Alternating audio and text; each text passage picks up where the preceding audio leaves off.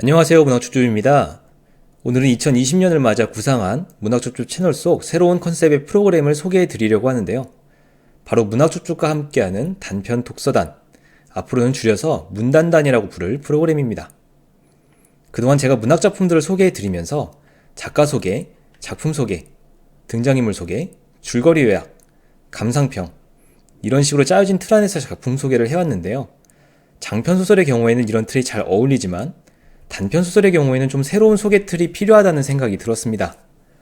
일단 단편소설의 경우는 열 몇 페이지 정도로 상당히 짧아서 앉은 자리에서 30분 이상만 투자해도 완독이 가능한 경우가 많습니다.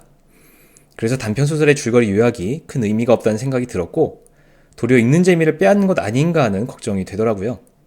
따라서 앞으로 단편소설들은 따로 문단단이란 프로그램으로 묶어서 매달 한 편씩 기존과는 다른 형식으로 소개해드리는 게 낫겠다는 생각이 들었습니다.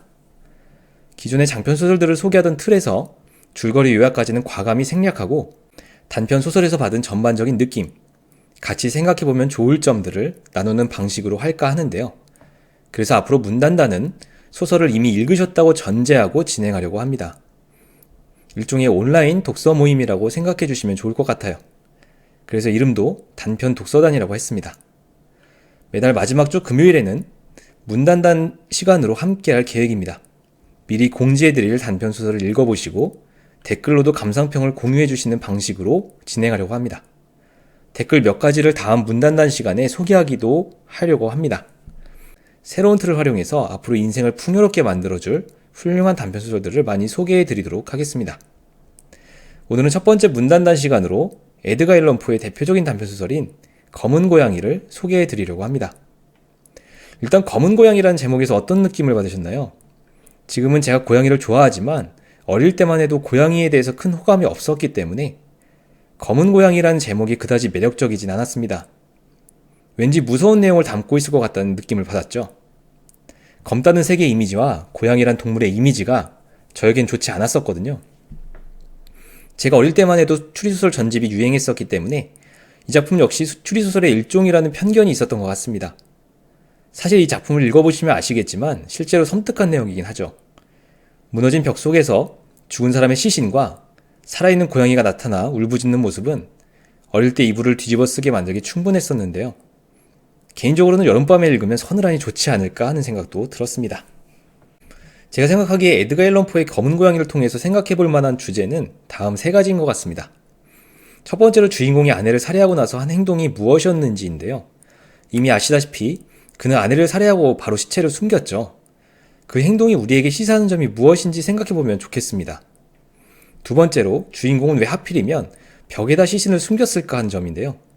사실 벽에 시신을 숨기는 일은 일반적인 행동은 아니죠.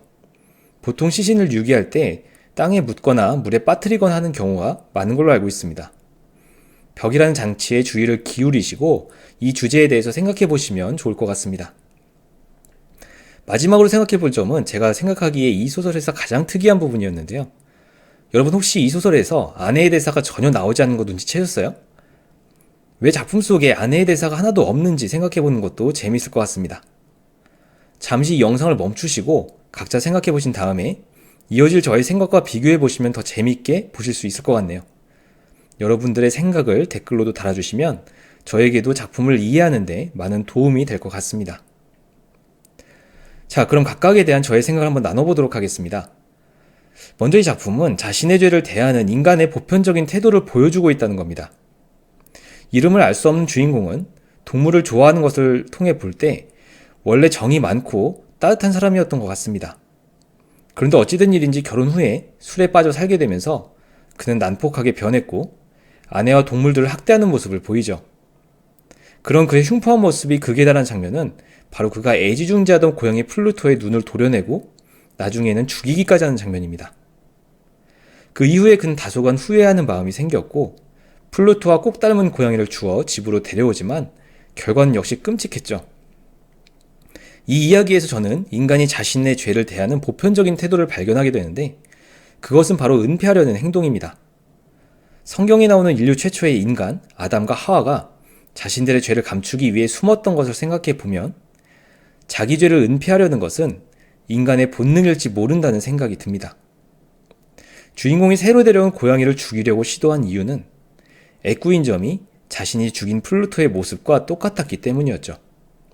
게다가 가슴에 흰 무늬도 왠지 모르게 교수대를 연상시킨다는 점은 플루토의 목을 매달아 죽인 주인공 자신의 잘못을 떠올리게 만드는 요소였을 겁니다. 그 반점은 그때 아주 무시무시하고 소름 끼치는 것의 모양, 즉 교수대의 모양을 띄었던 것이다. 때문에 그는 죄책감을 회피하고 잘못을 은폐하고 싶어 새로 데려온 고양이를 또 살해하려고 한 거라고 볼 수 있죠. 죄를 감추려는 인간의 모습은 이어지는 장면에서 절정에 달하는데 바로 주인공이 아내를 충동적으로 살해하고 시신을 숨기는 모습에서죠. 이성을 잃고 아내에게 흉기를 휘두른 그가 정신을 차리고 나서 제일 처음 한 행동은 다름 아닌 시신을 숨기는 일이었습니다.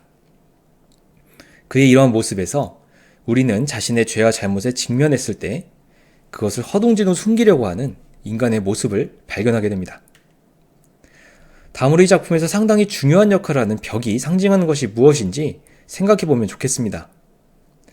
이 소설에서 벽은 스토리 전개상 굉장히 중요한 역할을 하는데 바로 주인공의 죄를 세상에 공개하는 역할을 하고 있죠. 총 2번에 걸쳐 이런 역할을 하게 되는데 첫 번째는 플루토를 목매달아 죽인 사체가 회칠한 벽에 조각되듯이 남겨짐으로써 드러나는 장면입니다. 주인공의 집에 화재가 나 대부분의 것들이 소실되지만 유일하게 남은 벽으로 인해 죄가 드러나고 말죠.